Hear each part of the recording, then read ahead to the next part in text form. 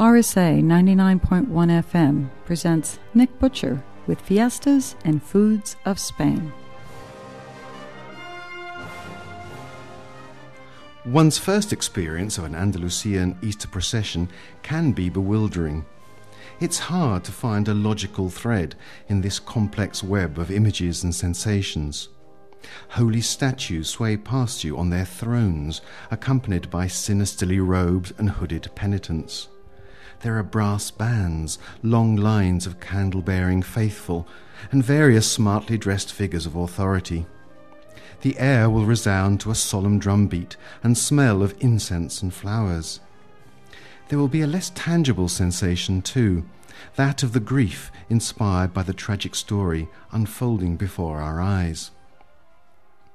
This, of course, is the story of the events leading up to the crucifixion and resurrection of Christ, and of the effect of those events on his mother, the Virgin Mary.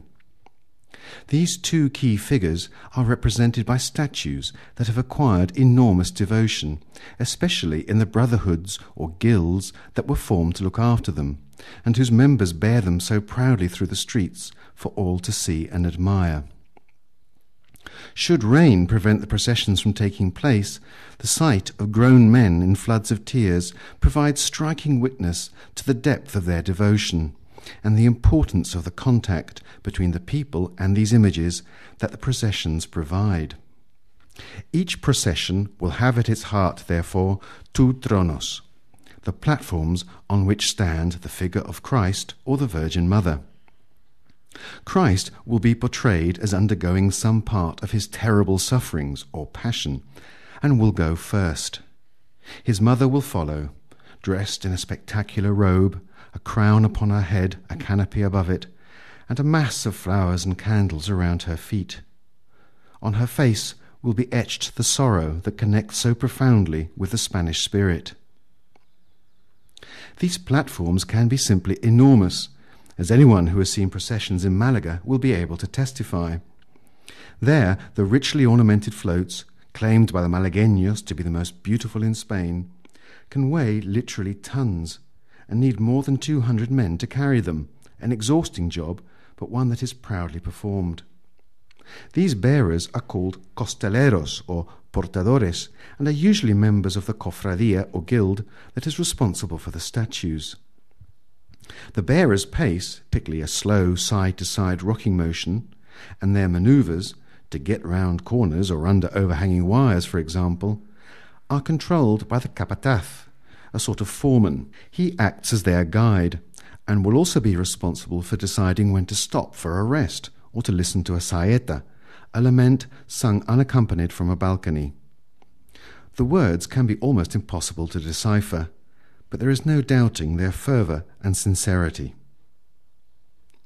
When the procession has to move on again, the capataz will signal with 3 blows of a hammer on the front of the platform, 2 to alert the costaleros to get ready, the 3rd to tell them to lift the platform's crosspieces onto their shoulders. And off they will go again on their long, exhausting journey, preceded and followed by a huge and eclectic gathering. There will be lines of nazarenos, hooded members of the guild, whose look of humble anonymity acquired sinister overtones when copied by the Ku Klux Klan. Their robes will often be maroon, the colour of penitence, and they will bear candles to light the way for their holy images. There will be bands, civil or military, with drums and cornets or other wind instruments, playing the typical Semana Santa marches. There will be groups of children bearing crosses. They are the sons and daughters of guild members, being groomed for their future work for the cofradia. Along the way, you will see members of the cofradia carrying various bits of official paraphernalia, such as the standards, the mace, or the book of statutes. Somebody will be wielding a censer, filling the air with the smell of incense. And there may be long lines of local women, dressed in black and bearing candles, some barefoot to fulfill a private vow. Coordination between so many is the job of the mayordomos, penitents who patrol up and down their appointed section of the procession and who liaise with each other to ensure the smooth progress of all concerned. When the tronos finally arrive back at their church after their long and arduous journey, the encierro takes place, when the statues are shut away again in their usual home. Those bearing the Christ figure arrive first and wait for the Virgin to join them. When she does, there is a symbolic face-to-face meeting between the two, with the platforms swaying from side to side. Then, with one last great effort from the costaleros, they are raised on high as the national anthem is played, and the onlookers applaud appreciatively as the procession disappears into the church. Or not.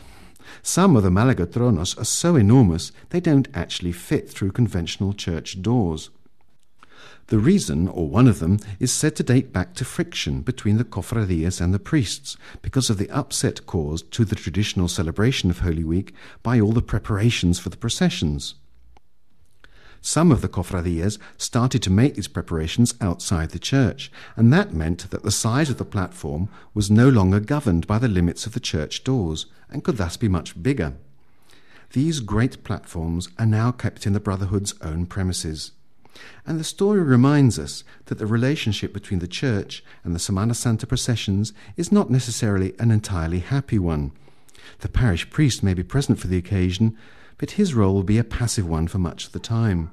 The cofrades run the show out in the street, not the church, who apparently have mixed feelings about the way people see the statues of Christ and the Virgin as their direct line of communication to the Almighty and his Mother.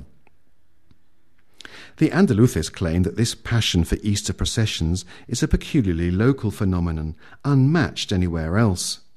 The people of Seville, never ones for hiding their light under a bushel, will tell anyone who cares to listen that their processions are the most important in the world.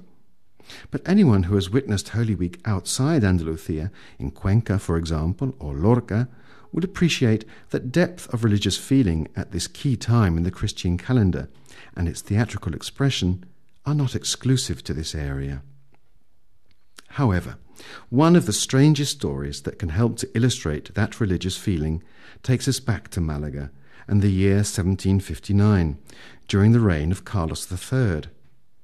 At that time there was a plague epidemic devastating the city, and the prisoners in Malaga jail thought it might help matters to take the statue of Jesus Nazareno, known as El Rico, which was resident in a nearby convent, on a tour of the city. The authorities refused permission, but the prisoners were having none of it. They rebelled, escaped, and duly carried El Rico around the city. They then returned him to his chapel and went back to their cells. It was found that none of the prisoners had gone missing, and the epidemic died out. The king was so impressed by the story that he granted a royal prerogative to the statue of El Rico to free one prisoner guilty of a delito de sangre, or blood crime, from Malaga jail each year. And so it continues to this day, on the Wednesday of Holy Week. In fact, the decision is taken by the powers that be, but the person chosen can be seen in black tunic and hood, accompanying the procession on the night of Holy Wednesday. This is Nick Butcher. Next time, the festivals of El 1 de Mayo and the Cruces de Mayo, the May crosses. The Fiestas and Foods of Spain, an ongoing series on Spanish culture by Nick Butcher, author of The Festive Food of Spain, available in bookstores along the Costa del Sol, including Smith's Book and Card Store in Nerja. For more information, visit our website rsafm.org.